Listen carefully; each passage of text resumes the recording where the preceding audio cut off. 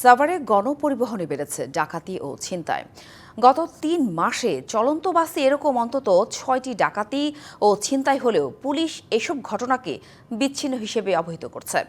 ঢাকা আরিচা মহাসড়কের Phulbaria bus stand থেকে জাহাঙ্গীরনগর বিশ্ববিদ্যালয়ের প্রান্তিক গেট পর্যন্ত ৫ কিলোমিটার সড়কে ঘটছে বেশিরভাগ ঘটনা। এতে আতঙ্কিত সড়কটির ব্যবহারকারীরা। ১০ মার্চ রাত প্রায় ১টা গাবতলীর পর্বতমোড় থেকে সাভারগামী ওয়েলকাম পরিবহনের বাসে একসাথে ওঠেন ১০ থেকে ১২ জন যাত্রী। বাসটি বলিয়ারপুর গেলে এক যাত্রীর ২টি মোবাইল খোয়া যায়।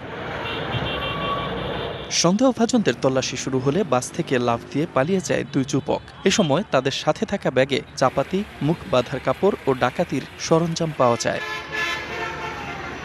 সাভারের ঢাকা আরিচা মহাসড়কে গণপরিবহনে হরহামেশাই ঘটছে এরকম ঘটনা। চলন্ত বাসে যাত্রী বেশে ওঠে ডাকাত ছিনতাইকারীরা। ২৫ বছরের ওয়ারেন্টিযুক্ত দীর্ঘস্থায়ী দরজা প্রোটেক্টর, আধুনিক ও মজবুত দরজা।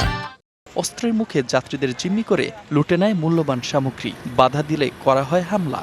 বাসটা যখন ব্যাংকটাউন যায়, ব্যাংকটাউন যাওয়ার পরেই যাত্রী বেশে যারা বসেছিল তারাই আসলে সামনে চলে আসে এবং তারা হাতে ছুরি চাকু নিয়ে যাত্রীদের কাছ থেকে জোরপূর্বক টাকা পয়সা মোবাইল ছিনতাই করে নেয়। এসব ঘটনায় নিরাপত্তাহীনতায় সড়ক ব্যবহারকারীরা। আইনশৃঙ্খলা বাহিনীর নিষ্ক্রিয়তায় অপরাধ বাড়ছে বলছেন স্থানীয়রা। আমাদেরকে জিম্মি করে এইভাবে যে এই যে একটা ছিনতাই হচ্ছে, এটা প্রশাসনের দৃষ্টি দেওয়া খুবই জরুরি। আমরা তো ভয়ে থাকি সব সময়, সিএমবির ওইদিকে আমরা যাত্রী উঠাই না। দিনে দুপুরে আপনার ডাকাতি হইতে আছে। আমাকে গলায় ছুরি ধরে মনে করেন যে সমস্ত কাজ করে, আমরা তো মনে করেন যে নিরুপায়। প্রতিরোধে আইনশৃঙ্খলা বাহিনীকে কঠোর হওয়ার আহ্বান সচেতন মহলের। ছিনতাই রোধকল্পে আমার মনে হয় যে হাইওয়ে পুলিশকে আরো অ্যাক্টিভ রোল প্লে করা উচিত। একই সাথে সাভার থানা এবং আশুলিয়া থানা তাদের যে পয়েন্টসগুলো আছে, বিভিন্ন যে পয়েন্টসগুলোতে প্রতিনিয়ত ছিনতাই হয় হটস্পট, সেগুলোতে তাদের উপস্থিতি নিশ্চিত করা প্রয়োজন।